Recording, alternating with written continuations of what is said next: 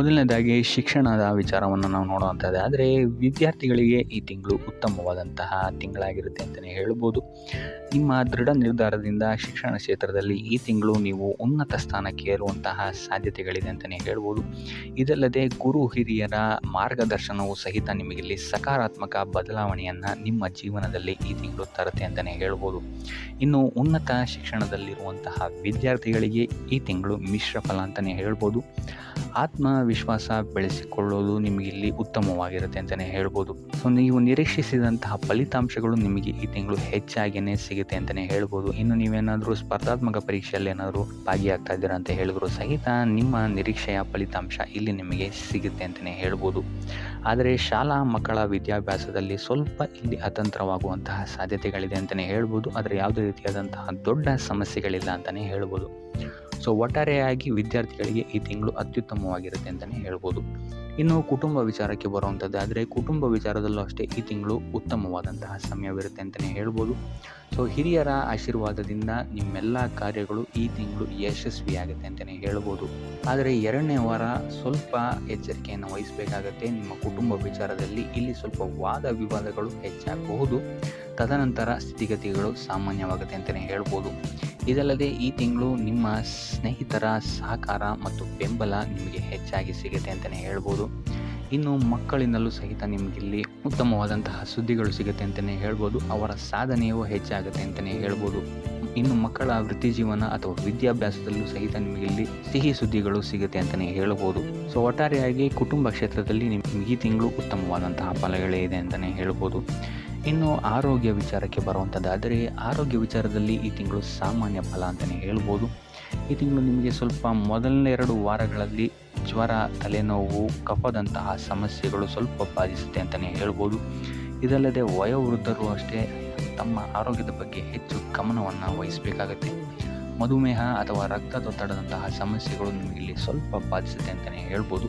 So ನಿಮ್ಮ ಆಹಾರದ ಬಗ್ಗೆ ಹೆಚ್ಚು ಗಮನವನ್ನು ಹರಿಸುವಂಥದ್ದು ಉತ್ತಮವಾಗಿರುತ್ತೆ. ಇದಲ್ಲದೆ ಕರಿದ ತಿಂಡಿಗಳಿಂದ ಹೆಚ್ಚು ದೂರ ಇರುವಂಥದ್ದು ಉತ್ತಮವಾಗಿರುತ್ತೆ ಅಂತಲೇ ಹೇಳ್ಬೋದು. ನಿಮ್ಮ ದೈನಂದಿನ ಕಾರ್ಯಗಳಲ್ಲಿ ಯೋಗ ಮತ್ತು ಧ್ಯಾನವನ್ನು ನೀವು ಇನ್ಕ್ಲೂಡ್ ಮಾಡಿಕೊಳ್ಳುವಂಥದ್ದು ನಿಮಗಿಲ್ಲಿ ಸಕಾರಾತ್ಮಕ ಫಲಿತಾಂಶವನ್ನು ನೀಡುತ್ತೆ ಅಂತಲೇ ಹೇಳ್ಬೋದು. ಇನ್ನು 3ನೇ ವಾರದ ನಂತರ ನಿಮಗಿಲ್ಲಿ ನಿಮ್ಮ ಆರೋಗ್ಯದಲ್ಲಿ ಸ್ಥಿರತೆಯನ್ನು ನೀವು ನೋಡ್ತೀರ ಅಂತಲೇ ಹೇಳ್ಬೋದು. ಇನ್ನು ಇದಲ್ಲದೆ ನಿಮ್ಮ ಪೋಷಕರು ಅಥವಾ ನಿಮ್ಮ ಸಂಗಾತಿಯ ಆರೋಗ್ಯದ ಪರಿಣಾಮವಾಗಿ ನೀವಿಲ್ಲಿ ಸ್ವಲ್ಪ ಖರ್ಚನ್ನು ಮಾಡಬೇಕಾದಂತಹ ಸಾಧ್ಯತೆಗಳು ಬರಬಹುದು ಕೊನೆಯ ವಾರದಲ್ಲಿ. ಸೊ ಸ್ವಲ್ಪ ಆರೋಗ್ಯದ ಬಗ್ಗೆ ಹೆಚ್ಚು ಗಮನ ವಹಿಸುವಂಥದ್ದು ಈ ತಿಂಗಳು ಉತ್ತಮವಾಗಿರುತ್ತೆ. ಇನ್ನು ವೃತ್ತಿ ಜೀವನವನ್ನು ನಾವು ನೋಡುವಂಥದ್ದಾದರೆ ವೃತ್ತಿ ಜೀವನದಲ್ಲಿ ಈ ತಿಂಗಳು ನಿಮಗೆ ಅಷ್ಟಾಗಿ ಉತ್ತಮವಲ್ಲದ ಸ್ಥಿತಿ ಇದೆ ಅಂತಲೇ ಹೇಳ್ಬೋದು. ಯಾಕಂತ ಹೇಳಿದ್ರೆ ಈ ತಿಂಗಳು ನಿಮಗೆ ಅನಿರೀಕ್ಷಿತ ಬದಲಾವಣೆಗಳು ಹೆಚ್ಚಾಗಿ ಕಾರಣಕ್ಕೆ ಸಿಗುತ್ತೆ ಅಂತಲೇ ಹೇಳ್ಬೋದು. ಸೊ ಇದರಿಂದಾಗಿ ಇಲ್ಲಿ ನೀವು ಸ್ವಲ್ಪ ತೊಂದರೆಯನ್ನು ಎದುರಿಸಬೇಕಾಗಬಹುದು. ಈ ಹಿಂದೆ ಮಾಡಿದಂತಹ ತಪ್ಪುಗಳು ಈಗ ಸ್ವಲ್ಪ ಕಣ್ಮುಂದೆ ಬರುತ್ತೆ ಅಂತಲೇ ಹೇಳ್ಬೋದು. ಸೊ ಇದರಿಂದಾಗಿ ಇಲ್ಲಿ ನಿಮ್ಮ ಮೇಲಾಧಿಕಾರಿಗಳು ನಿಮ್ಮೊಂದಿಗೆ ಸ್ವಲ್ಪ ವಾದ ವಿವಾದಗಳನ್ನು ಮಾಡುವಂತಹ ಸಾಧ್ಯತೆ ಹೆಚ್ಚಾಗಿದೆ ಅಂತಲೇ ಹೇಳ್ಬೋದು. ಇನ್ನು ಇದಲ್ಲದೆ 2ನೇ ವಾರದ ನಂತರ ಇಲ್ಲಿ ನಿಮಗೆ ನಿಮ್ಮ ಕಾರ್ಯಕ್ಷೇತ್ರದಲ್ಲಿ ಕಾರ್ಯದ ಹೊರೆ ಹೆಚ್ಚಾಗುತ್ತೆ ಅಂತಲೇ ಹೇಳ್ಬೋದು. ಅಥವಾ ನಿಮಗೆ ಸ್ಥಾನ ಬದಲಾವಣೆ ಆಗುವಂತಹ ಸಾಧ್ಯತೆಯು ಸಹಿತ ಹೆಚ್ಚಾಗಿದೆ ಅಂತಲೇ ಹೇಳ್ಬೋದು. ಸೊ ಇದರಿಂದಾಗಿ ಇಲ್ಲಿ ನಿಮಗೆ ನಿಮ್ಮ ಖ್ಯಾತಿ ಮತ್ತು ಸ್ವಾಭಿಮಾನಕ್ಕೆ ಸ್ವಲ್ಪ ತೊಂದರೆಗಳು ಬರಬಹುದು. ಸೊ ನೀವು ಆದ್ದರಿಂದ ಹೆಚ್ಚು ಪರಿಶ್ರಮವನ್ನು ಪಡಬೇಕಾದಂತಹ ಸಾಧ್ಯತೆಗಳು ಈ ತಿಂಗಳು ಇದೆ ಅಂತಲೇ ಹೇಳ್ಬೋದು. ಸೊ ಕೊನೆಯ ವಾರದಲ್ಲಿ ನಿಮಗಿಲ್ಲಿ ಸ್ಥಿತಿಗತಿಗಳು ಸಕಾರಾತ್ಮಕವಾಗಿ ಪರಿವರ್ತನೆ ಆಗುತ್ತೆ ಅಂತಲೇ ಹೇಳ್ಬೋದು.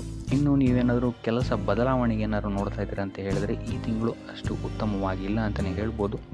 ಸೊ ಆದಷ್ಟು ಸತತ ಪ್ರಯತ್ನವನ್ನು ನೀವು ಹೆಚ್ಚಾಗಿ ಮಾಡಬೇಕಾಗುತ್ತೆ.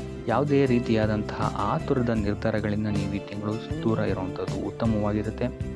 ಇರುವಂತಹ ಉದ್ಯೋಗದಲ್ಲೇ ಮುಂದುವರಿಯುವಂಥದ್ದು ಸಹಿತ ನಿಮಗಿಲ್ಲಿ ಸ್ವಲ್ಪ ರಿಲೀಫನ್ನು ಕೊಡುತ್ತೆ ಅಂತಲೇ ಹೇಳ್ಬೋದು.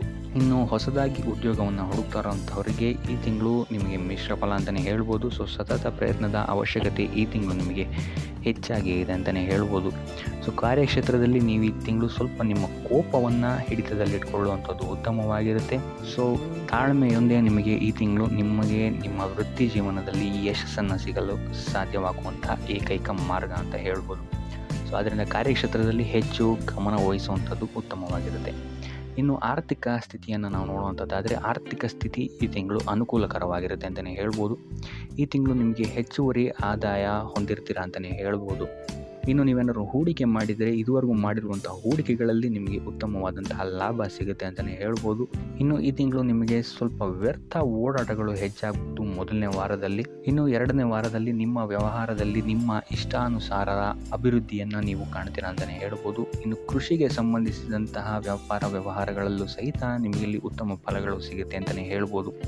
ಅಧಿಕ ಲಾಭವನ್ನು ಸಹಿತ ನೀವು ಇಲ್ಲಿ ಕೃಷಿಗೆ ಸಂಬಂಧಿಸಿದಂತೆ ಮಾಡ್ತೀರಾ ಅಂತಲೇ ಹೇಳ್ಬೋದು. ಸೊ ಈ ತಿಂಗಳು ನೀವು ಹೆಚ್ಚು ಉಳಿತಾಯದ ಕಡೆಗೆ ಗಮನವನ್ನು ಹರಿಸುವಂಥದ್ದು ಉತ್ತಮವಾಗಿರುತ್ತೆ. ಮೂರನೇ ವಾರದಲ್ಲಿ ನಿಮ್ಮ ಆದಾಯ ಹೆಚ್ಚಾಗುತ್ತೆ ಅಂತಲೇ ಹೇಳ್ಬೋದು. ಭೂಮಿ, ಭವನ, ವಾಹನದ ಖರೀದಿಯನ್ನು ಸಹಿತ ನೀವು ಇಲ್ಲಿ ಮಾಡ್ತೀರಾ ಅಂತಲೇ ಹೇಳ್ಬೋದು. ಇನ್ನು ಸ್ವಯಂ ಉದ್ಯೋಗಿಗಳಿಗೆ ಮೂರನೇ ವಾರದ ನಂತರ ಸಾಕಷ್ಟು ಆದಾಯ ಮತ್ತು ಬೆಳವಣಿಗೆ ಇರುತ್ತೆ ಅಂತಲೇ ಹೇಳ್ಬೋದು. ಇನ್ನು ಪಾಲುದಾರಿಕೆಯ ವ್ಯಾಪಾರದಲ್ಲಿರುವಂಥವರಿಗೆ ಇದು ಉತ್ತಮ ಸಮಯ ಆಗಿರಲ್ಲ. ಸೊ ಆದಷ್ಟು ಎಚ್ಚರಿಕೆಯನ್ನು ನೀವು ವಹಿಸಬೇಕಾಗತ್ತೆ. ಇನ್ನು ಸಣ್ಣ ಹೂಡಿಕೆ ಮಾಡಿರುವಂತಹವರಿಗೆ ಈ ತಿಂಗಳು ಸಾಮಾನ್ಯ ಫಲ ಅಂತಲೇ ಹೇಳ್ಬೋದು. ಸೊ ಆದಷ್ಟು ಐಷಾರಾಮಿ ವಸ್ತುಗಳ ಮೇಲೆ ಖರ್ಚು ಮಾಡೋದನ್ನು ನೀವು ನಿಯಂತ್ರಿಸುವಂಥದ್ದು ಉತ್ತಮವಾಗಿರುತ್ತೆ. ಇನ್ನು ಉಪಾಯ ವಿಚಾರಕ್ಕೆ ಬರುವಂಥದ್ದಾದರೆ ಲಕ್ಷ್ಮೀ ವೆಂಕಟೇಶ್ವರನ ಪೂಜೆಯನ್ನು ಮಾಡುವಂಥದ್ದು ನಿಮಗಿಲ್ಲಿ ಸಹಕಾರಿಯಾಗಿರುತ್ತೆ ಅಂತಲೇ ಹೇಳ್ಬೋದು. ಅಥವಾ ಪ್ರಾಣಿಗಳಿಗೆ ಆಹಾರವನ್ನು ನೀಡುವಂಥದ್ದು ನಿಮಗಿಲ್ಲಿ ನಿಮ್ಮ ವೃತ್ತಿ ಜೀವನದಲ್ಲಿ ಮತ್ತು ನಿಮ್ಮ ವಿದ್ಯಾಭ್ಯಾಸದಲ್ಲಿ ಇರುವಂತಹ ತೊಂದರೆಗಳನ್ನು ನಿವಾರಣೆ ಮಾಡೋಕ್ಕೆ ಸಹಾಯ ಆಗುತ್ತೆ ಅಂತಲೇ ಹೇಳ್ಬೋದು. ಸೊ ಇದಾಗಿತ್ತು ಈ ತಿಂಗಳ ನಿಮ್ಮ ರಾಶಿ ಭವಿಷ್ಯ.